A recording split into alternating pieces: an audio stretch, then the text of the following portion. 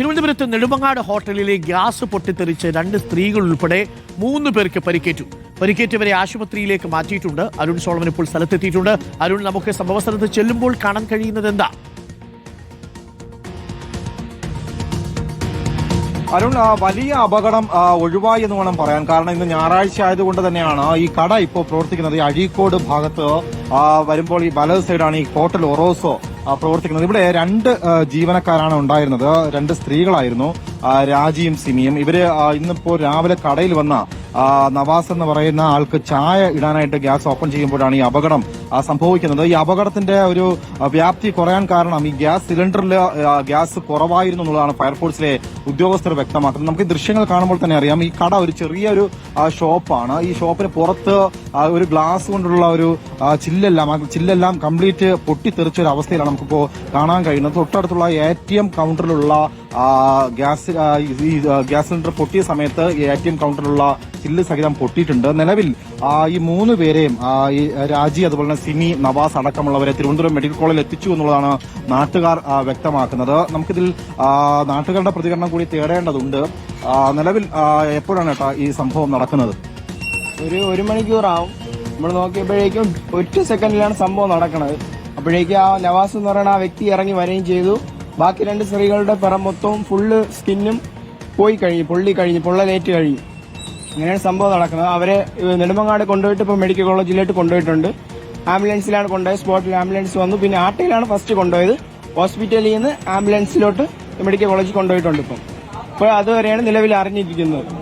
3 പേര്, മൊത്തം 3 പേര്. നിലവിൽ സാധാരണ ഇവിടെ നിറയെ ആൾക്കാർ ഉള്ള സ്ഥലമാണല്ലോ ഇവിടെ. അത്യാവശ്യം ഇപ്പം വേറെ കടകളില്ല. ഇവിടെ ഒരു കടയേ ഉള്ളൂ. ഇപ്പം ആട്ടോ സ്റ്റാൻഡും എല്ലാം കൂടെ ഉള്ളതുകൊണ്ട് അവർ തന്നെയാണ് മെയിനായിട്ട് ഇവിടെ വന്നിരിക്കുന്നത്. ഒരു ആട്ടോ പയ്യനാണ് മെയിനായിട്ടുള്ളത്, നവാസ് എന്ന് പറയുമ്പോൾ. അവനാണ് ഇതിൽ കൂടുതൽ ഗുരുതരായിട്ടുള്ള. അങ്ങനെയല്ലേ പറഞ്ഞത്? ആരോൺ, ഇവിടെ തൊട്ടടുത്ത് നഴ്സിംഗ് കോളേജ് അടക്കമുള്ളവരുണ്ട്, സ്കൂള് കോളേജ് അടക്കമുള്ള സ്ഥലമാണ്. അപ്പൊ ഈ തൊട്ട് ഓപ്പോസിറ്റ് ഉള്ള ഭാഗം ഇവിടെയാണ് സാധാരണ രാവിലെ ബസ് കയറാനായിട്ടൊക്കെ കുട്ടികളൊക്കെ ഇരിക്കുന്ന ഒരു സ്ഥലമാണ്. ഈ ചില്ല് പൊട്ടിത്തെറിച്ച് ഓപ്പോസിറ്റ് ഉള്ള ഭാഗത്ത് വരെ എത്തി എന്നുള്ളതാണ് അറിയാൻ സാധിച്ചത്. എന്തായാലും ഫയർഫോഴ്സ് ഉദ്യോഗസ്ഥർക്ക് ഇവിടെ എത്തിയിട്ടുണ്ട്. സാർ, എന്താണ് പ്രാഥമികമായി വിലയിരുത്തുമ്പോൾ എന്താണ് മനസ്സിലാക്കാൻ സാധിക്കുന്നത്? നമുക്ക് കൂടുതൽ അന്വേഷിച്ചാലേ അറിയാൻ കഴിയത്തുള്ളൂ. മറ്റു കാര്യങ്ങൾ നോക്കുന്നതേ ഗ്യാസിന്റെ ലീക്കായതാണെന്നാണ് ആദ്യമായിട്ട് നോക്കുമ്പോൾ മനസ്സിലാവുന്നു. ഒരു വലിയ തോതിൽ കത്തിയിട്ടില്ലല്ലോ? ഇല്ല, കത്തിയിട്ടില്ല. പ്രഷർ കൊണ്ടാണ് ഇങ്ങനെ പൊട്ടിത്തെറിച്ചിരിക്കുന്നത്? അതിനെക്കുറിച്ച് കൂടുതൽ പഠിച്ചാലേ അറിയത്തുള്ളൂ.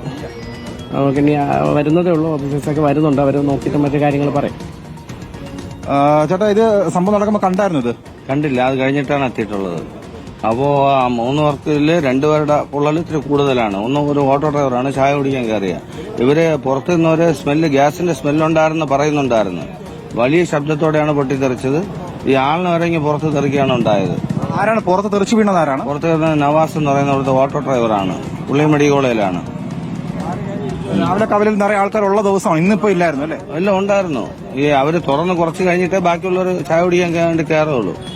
തുറന്ന് ഒരു 1/2 മണിക്കൂർ ആവണം. അപ്പൊ അതിനു മുമ്പ് ഒരാളാണ് വന്നത്.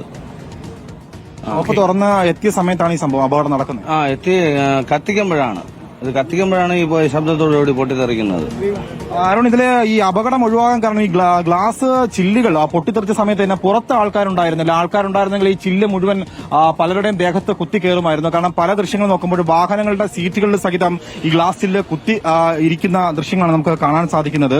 മറ്റൊന്ന്, നേരത്തെ സൂചിപ്പിച്ചതുപോലെ തന്നെ തൊട്ടടുത്ത് ഒരു ATMന്റെ കൗണ്ടറുണ്ട്. ആ കൗണ്ടറിന്റെ ഗ്ലാസ് സഹിതം ഇവിടെ ചില്ലുകൾ പൊട്ടിയിരിക്കുന്ന ഒരു അവസ്ഥയാണ്. നമുക്ക് ഈ ദൃശ്യങ്ങൾ നോക്കിയാൽ തന്നെ അറിയാൻ പറ്റും. ഈ ചില്ലിന്റെ ഈ ഗ്ലാസിന്റെ ഭാഗത്ത് 2 ഭാഗങ്ങളിലാണ് ഇപ്പോൾ പൊട്ടൽ സംഭവിച്ചിരിക്കുന്നത്. അപ്പോൾ ഈ അപകടം എത്രമാത്രം വലുതായിരുന്നു എന്നുള്ളത് നമുക്ക് ഈ ദൃശ്യങ്ങൾ കാണുമ്പോൾ തന്നെ വ്യക്തമാണ്. പക്ഷെ എന്തുകൊണ്ടോ ഈ സിലിണ്ടറിൽ ഗ്യാസ് ഇല്ലാതിരുന്നത് വലിയൊരു അപകടം ഒഴിവായി എന്ന് തന്നെ മനസ്സിലാക്കാം. കാരണം ഒരു വലിയ തോതിലുള്ള ഒരു തീ പടരുന്ന ഒരു സാഹചര്യം ഒഴിവായിട്ടുണ്ട്. പക്ഷെ അതേസമയം ഈ പ്രഷർ കൊണ്ട് തുറന്നു വെച്ചിട്ട് പോയതായിരിക്കുമോ? ആ സമയത്ത് ലീക്ക് ഉണ്ടായതാണോ ഈ പൊട്ടിത്തെറിക്കുള്ള കാരണം? ഒരുപക്ഷെ കൂടുതൽ സിലിണ്ടറുകൾ ഇല്ലാഞ്ഞതും ഉള്ള സിലിണ്ടറിൽ ഗ്യാസ് അല്പം കാലിയായിരുന്നതും ഒക്കെ ഒരുപക്ഷെ ആഘാതത്തിന്റെ തീവ്രത കുറച്ചു, അല്ലേ?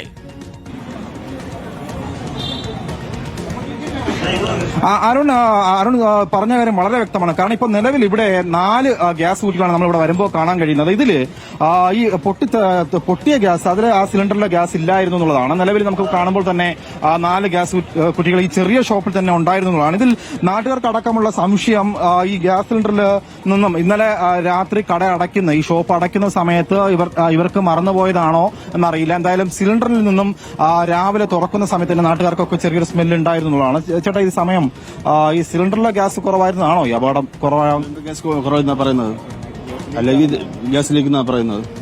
അത് കുറവായതുകൊണ്ടാണ് ഇത്രയും വലിയ അപകടത്തിൽ നിന്ന് നമ്മൾ 80% പൊള്ളലുണ്ട് രോഗിക്ക്. ആർക്കാണ് ഏറ്റവും കൂടുതൽ അപകടം സംഭവിച്ചിരിക്കുന്നത്? നമ്മുടെ അദ്ദേഹത്തിന്റെ പേരെന്താ? നവാസിന് രണ്ടൊരു ലേഡിയായ ഒരു സ്റ്റാഫ് ഉണ്ടായിരുന്നു, അവർക്കും പൊള്ളലുണ്ട്. അവർ വന്നപ്പോൾ പറയായിരുന്നു ഗ്യാസ് കത്തിക്കരുതെന്ന് പറഞ്ഞു. ആരാ പറഞ്ഞത് കത്തിക്കരുതെന്ന്? കത്തിക്കരുതെന്ന് പറഞ്ഞ വന്ന സ്റ്റാഫ് അവര് പൊള്ളലേറ്റ് ഇവിടെ വെളിയിൽ വന്നപ്പോൾ പറയാന് കത്തിക്കരുത് ഞാൻ പറഞ്ഞാണെന്ന് പറയുന്നു. അപ്പോഴും നവാസിന് അറിയാമായിരുന്നു ഈ സ്മെല്ലുണ്ട്? അറിയില്ല. അവര് ചായ കുടിക്കാൻ കയറിയതാണ്. അപ്പോഴാണ് ഈ സംഭവം ഉണ്ടായത്.